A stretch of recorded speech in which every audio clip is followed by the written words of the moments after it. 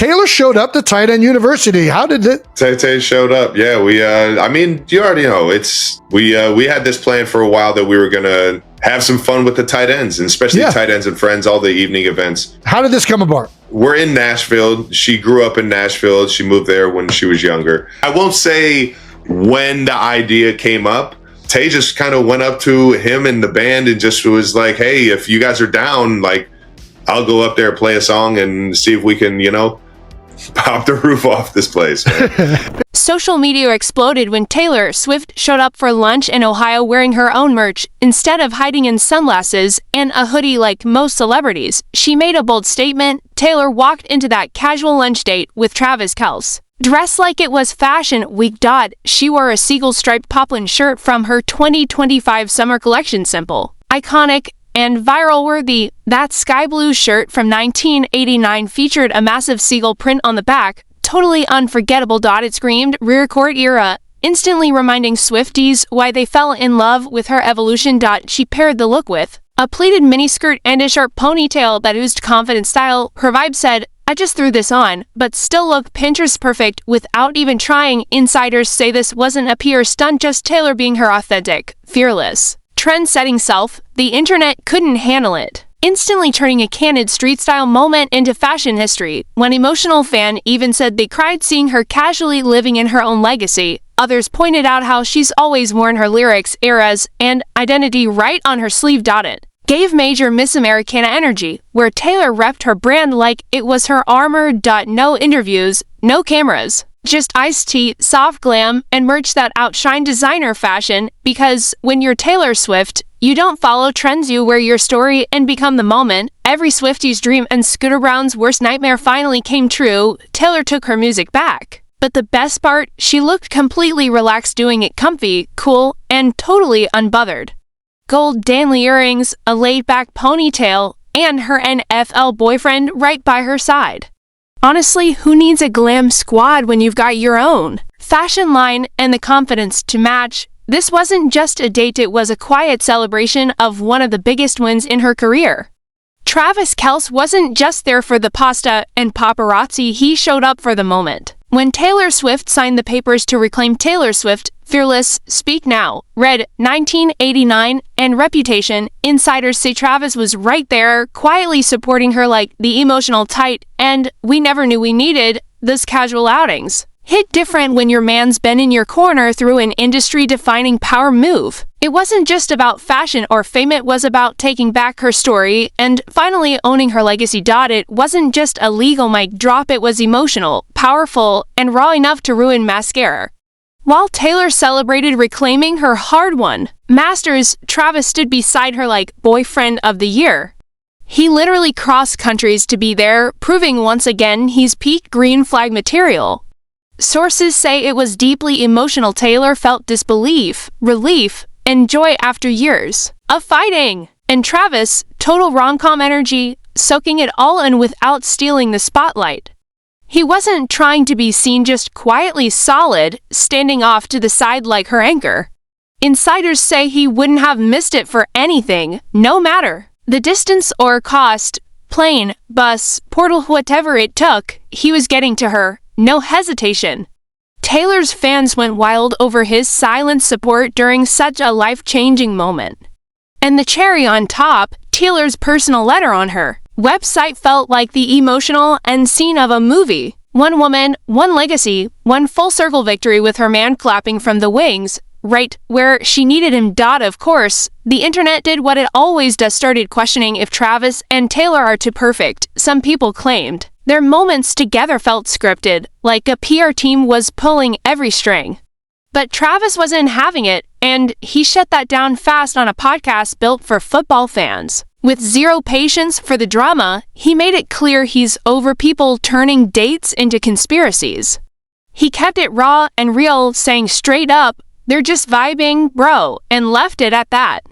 No sneaky contracts, no hidden cameras, just a tight end and a pop icon doing normal things. And if that includes playoff games and expensive dinners, so be it, they've earned it.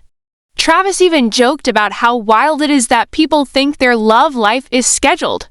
He laughed off the obsession like someone who's seen too many TikTok deep dives for his sanity. According to him, they're just living, loving, and accidentally trending on Twitter while ordering nachos, and honestly, that's the kind of unbothered energy and couple goals that fans can't stop watching, like casually sitting courtside or hitting the Stanley Cup final looking like royalty. When asked if Taylor would be around during NFL season, Travis confirmed exactly what fans were hoping: she'd be in the stands, probably in a custom Chiefs jacket, plotting lyrics between touchdowns.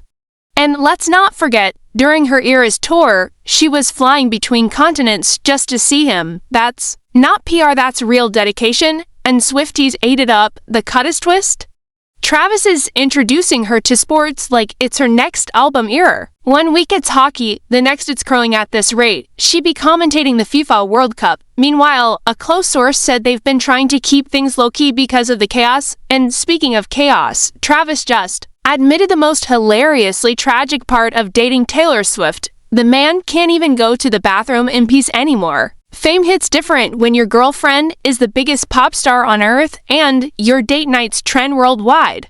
But hey, when you're that iconic, even a restroom break becomes a headline moment. Yep, in his own words, the only thing Travis didn't plan for in the Taylor Swift era was that even his bathroom breaks could end up as breaking news. Imagine heading out for a chill game of golf and spotting a guy in the bushes with a zoom lens like he's hunting for a Pulitzer-worthy shot of your 9-iron. Travis was already a football legend, 3 Super Bowl wins, record-breaking stats, and every sports podcast calling him the GOAT. But once he and Taylor went public, everything changed overnight. He went from MVP to TMZ bait faster than Swifties decode hidden lyrics.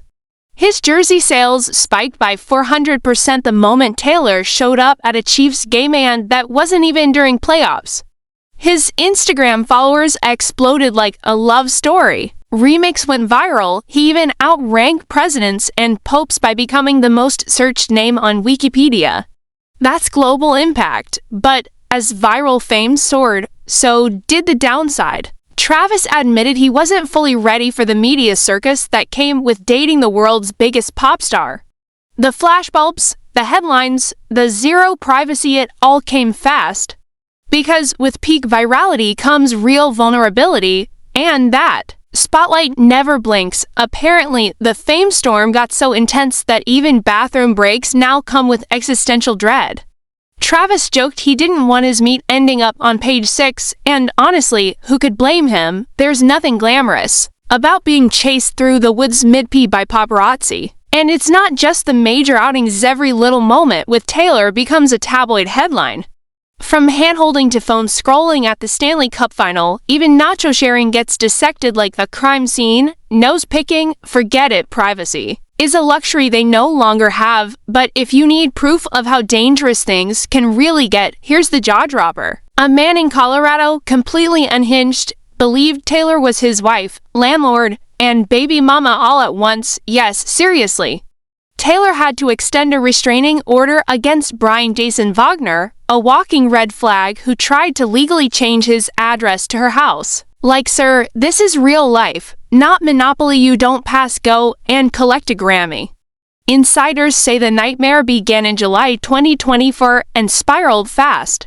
Wagner showed up uninvited at her LA home, redirected her mail, and acted like her assistant. From hell, straight up horror movie vibes, and it just kept escalating.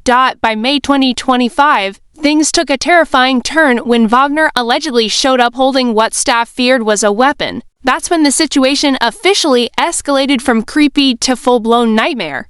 Taylor had to break it down for both the court and, honestly, humanity. She's never met this man, never spoken to him, and no, she's definitely not the mother of his imaginary child. The emails were in the hundreds. The delusions? Beyond fanfiction gone wrong levels. And let's not act like this is some isolated horror story. Taylor's stalker list could fill a greatest hits album. In early 2024, one man was creeping around her New York place. Another guy in Germany took it further by threatening both Taylor and Travis. Apparently, relationship goals set off the wrong people. Other intruders brought burglary kits and actual ammo, as if auditioning for a true crime docuseries. The court has since placed a strict restraining order, banning Wagner from coming within 100 yards of anything even remotely Taylor-related. Her home, her car, her job, probably even her Spotify. It's a brutal reminder that while fans obsess over Easter eggs and friendship bracelets, Taylor's fighting legal battles just to feel safe at home. Fame looks glamorous, but this level comes with bodyguards and a lawyer on speed dial. That's all for this video. See you next time.